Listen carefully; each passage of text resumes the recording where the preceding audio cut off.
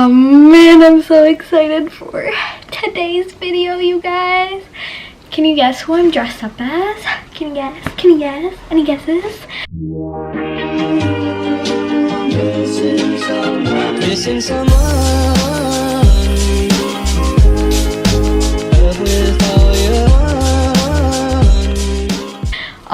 You guys probably already know by the thumbnail and the title of the video, so you guys can't really guess. I am so excited for today's video because I finally get to dive deep into something that I've, kind of kept hidden about myself. Not a lot of people know this about me, so if you're watching this, fun fact, I freaking love anime. Anime is just fantastic because you truly get to see how creative people can be with their narratives, and it's just like the most beautiful experience ever, filled with life lessons. Alright, so let's start off with how I got into One Piece. I got into One Piece because my best friend was just like, you're Luffy, you're Luffy. If you had to be an anime character, you'd be Luffy. And I was like, who the heck is Luffy and why am I this Luffy character? And then I watched One Piece and now I know why I'm Luffy. Hence literally why I'm dressed like Luffy. I know One Piece is like 1,000+ episodes. I'm 22 right now. By the time I probably finish or catch up, I don't even know if I'll catch up, but by the time I'm like, near catching up or whatever, I'm probably gonna be like 40 years old. But I don't care because it's literally the best journey ever. I'm having so much fun watching One Piece. I don't know what it is about watching really old anime episodes in the current era that we are in right now. One Piece came out when my best friend was 5 or 6, and he was watching it at that age, but now I'm 22 and I'm just getting into it. It's cool, and it's really great that I get to see how the art style transforms and how basically all the characters evolve on this journey just to find the One Piece. And that, you guys, is literally my favorite part about all of this. I did the same exact thing with Naruto too, and I was obsessed, obsessed. So I'm really, really excited. And one second, you guys. I'm back. Luffy is literally my favorite character because I truly believe I am Luffy. Luffy is just such a carefree, kind of stupid, but not stupid, but mostly stupid character. And I don't know, that kind of relates to me. I make some really stupid and dumb decisions, but in the end they all turn out to be fine and okay, and I'm still alive in myself and here. So another thing I love about Luffy is how caring he is and how motivated he is. He literally will not let anyone come in his way and stop him from getting the One Piece and becoming Pirate King. And I think that's so inspiring because I'm someone who's on my own personal business journey and I want to make it, and I'm literally I'm not gonna let anybody stop me. I don't care what anybody says. If you want to join my pirate ship, then go ahead, join me, but if you don't, peace out. I just love how motivated he is to achieve his dream of becoming Pirate King, and then on top of that, finding these weird personalities and cool friends to join him on his journey who have their own dreams and desires that they want to achieve. And I just find it hilarious how he comes across them, because when he first comes across them, they're like, who are you? Why are you talking to me? You're so weird. But then they start to know him, they start to see how caring he is, and at the same time see how carefree he is, and in the end they just love him for who he is, no matter his stupid decisions, funny jokes, and carefree child immaturity. he still has his dream that he's chasing, and they love that about him, and I love that about him because that's something I'm trying to do myself. So yes, Luffy, as you can tell, is my favorite character.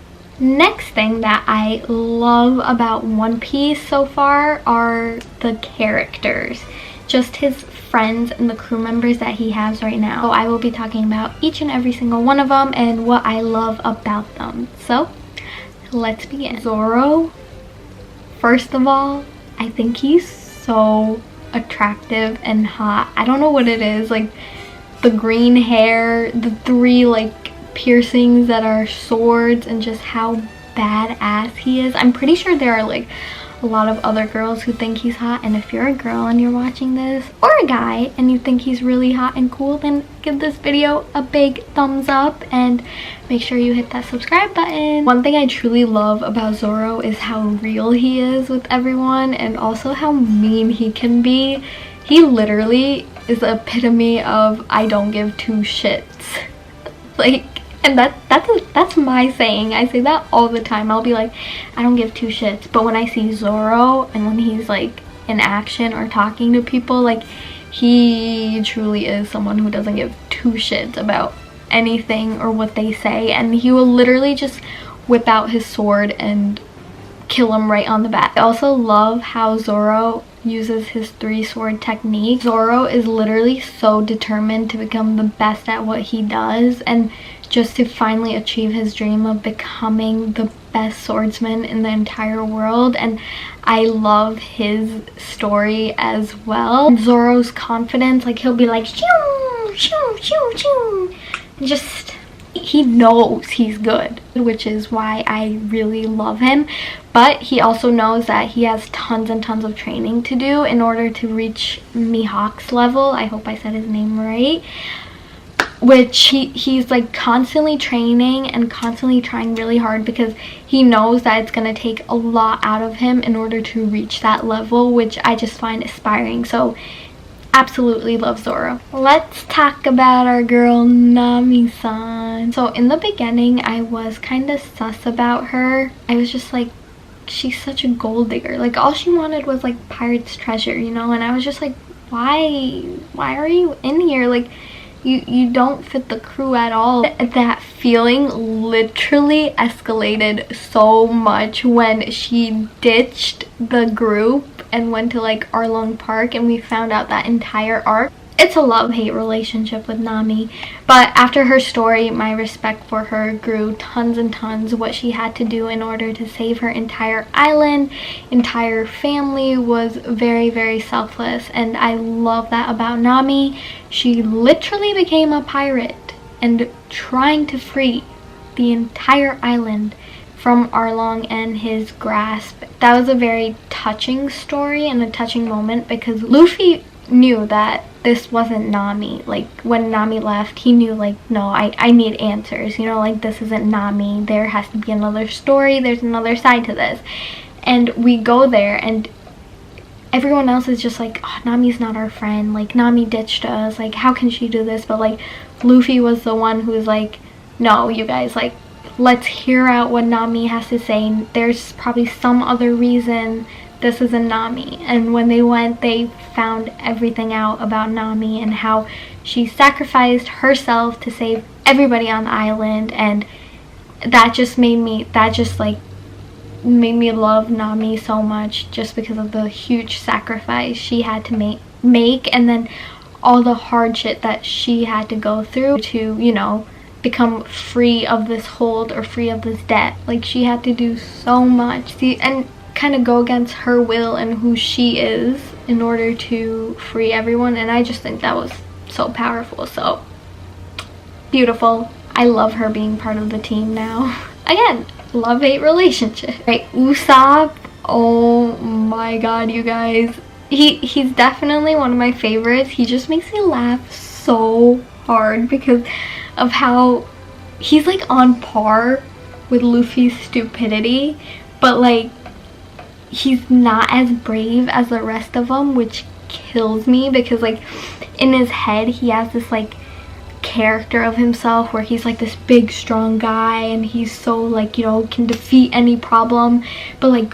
when a problem is happening or when like, you know, an enemy appears, he'll literally like run the other way, and I find that so funny. And then the entire group will do like all the hard work, and then Usopp will come in like, yeah, like I did that, you know, like that was all me, you guys. I helped out when he like barely helped out.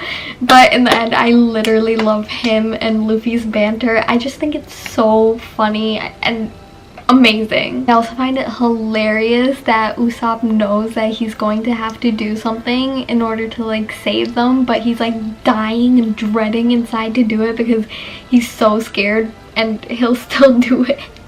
Even though it might suck, you know, like he'll miss a slingshot or like he's not as powerful as the rest, but he will still do something, and I absolutely love that about Usopp. So amazing character. I can't wait to see more of him and Luffy and how they grow up together. Last but clearly not least is Sanji, aka Sanji the Simp. Sanji, when they first introduced him, I was like, ooh, like he's mysterious, he's cool, like I like what he's all about.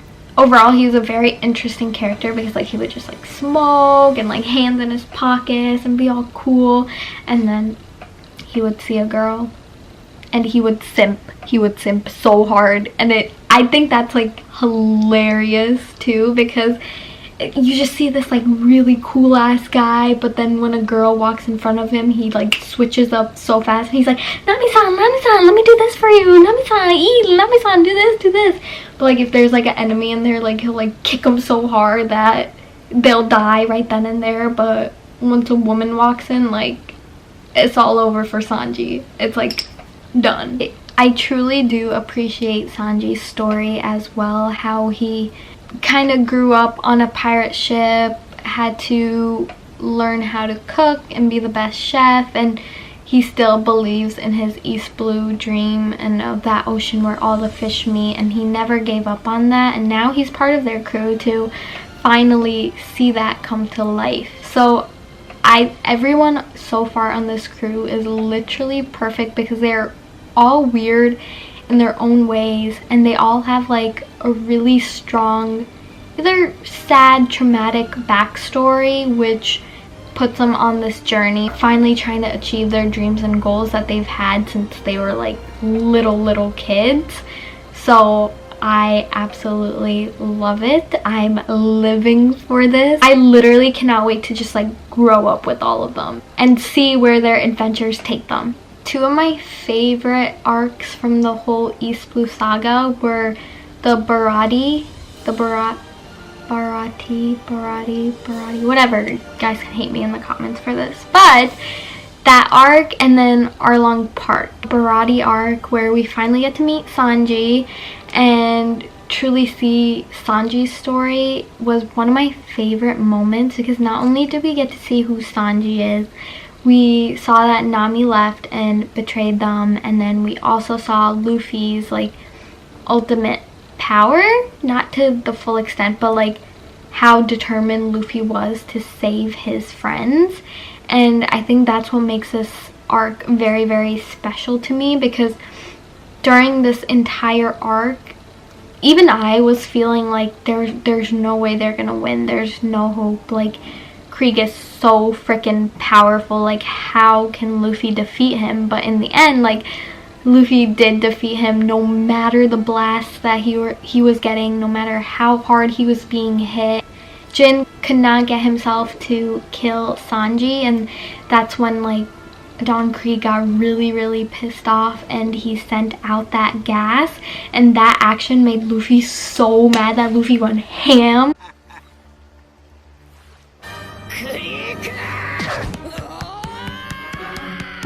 And I think that was just like the most beautiful moment, because it truly showed how much Luffy cares and how much Luffy respects good actions such as Jin and Sanji's actions.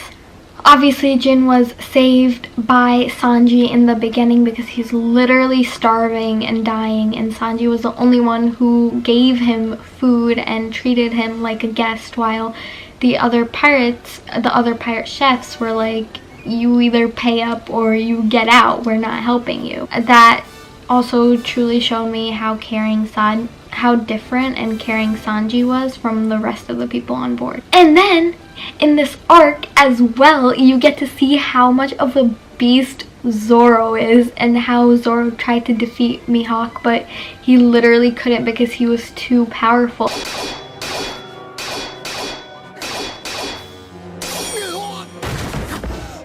And that one scene really impacted me, where Zoro took the blow from Mihawk. Mihawk knew that Zoro would die to become, literally die to become the best swordsman. Like, he will do anything to get to that level, and because of that respect for him, he left him with a scar to remember and be like, you better come back for me, and next time I see you, I want you to defeat me, and hopefully you get stronger, and I'm gonna spare you this one time. In that moment as well, like, there was no hope. At least I didn't have hope for Zoro winning, and like, I actually thought Zoro was dead when he got like hit, and I was like, oh my god, like, did Zoro just die? Like, what the heck is happening? But thank god he didn't. This was definitely an arc where I had like a roller coaster of emotions of like, oh yes, like there's hope, and then there's no hope at all, and then there's like a glimmer of hope, and then like all is good, which I loved about it. And we literally got to see everyone in action, which I also truly loved about this. My second favorite arc from this saga was the Arlong arc, just because we truly got to see who Nami is. And we actually got to see a little bit of Usopp in action. And again, like, this was a really, really, really hard battle, in my opinion.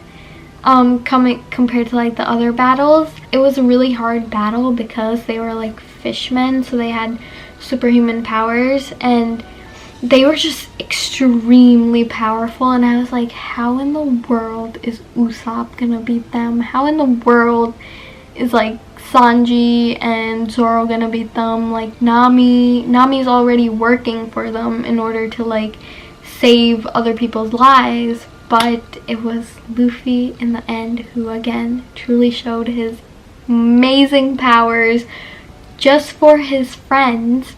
He truly knows who you are, and Luffy will do anything to save your ass if you are a good person and you do good actions.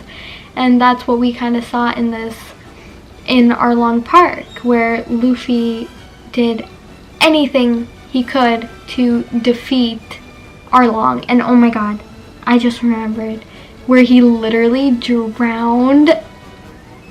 I was screaming inside. I was like, come on, Luffy, come on, like, we need you, because again, like, Luffy can't swim. He has a gum fruit. So I was literally like, how are they gonna defeat Arlong? Like, this is impossible. But with the help of like the other islanders and like just teamwork in general, like, they were able to get Luffy out, and Luffy was able to defeat Arlong. But that was a very, very intense scene, in my opinion. And then Zoro and Sanji were also defeated at the same time.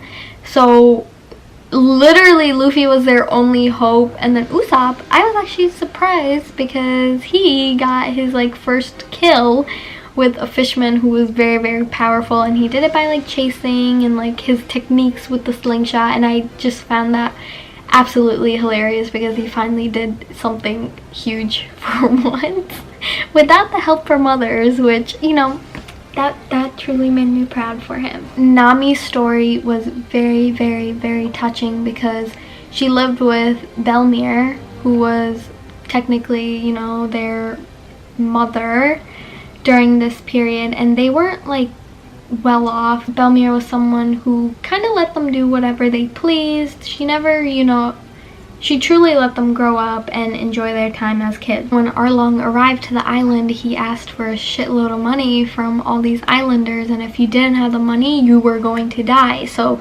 because of that, Nami didn't want her family to suffer or her family to die, so she made in exchange that she would find all this treasure. She would create maps for Arlong, and then she would be his navigator. So that was the kind of trade-off in order to save her family's life, and nobody really knew that. Everyone was just like, oh, Nami's selfish, she left. And when they actually found out why Nami left, that was so powerful. I think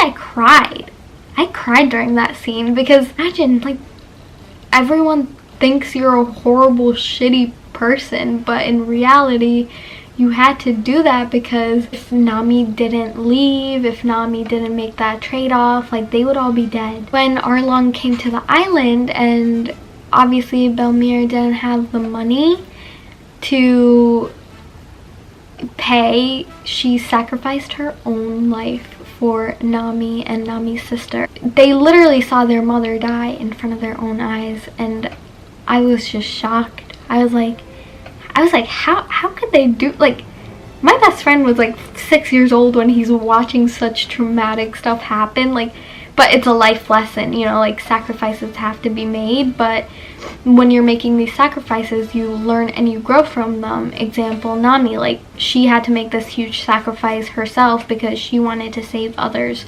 around her and do her part in all of this, just like her mother did. Nami rather have the villagers think she's a shitty, horrible person than have them die, and I just,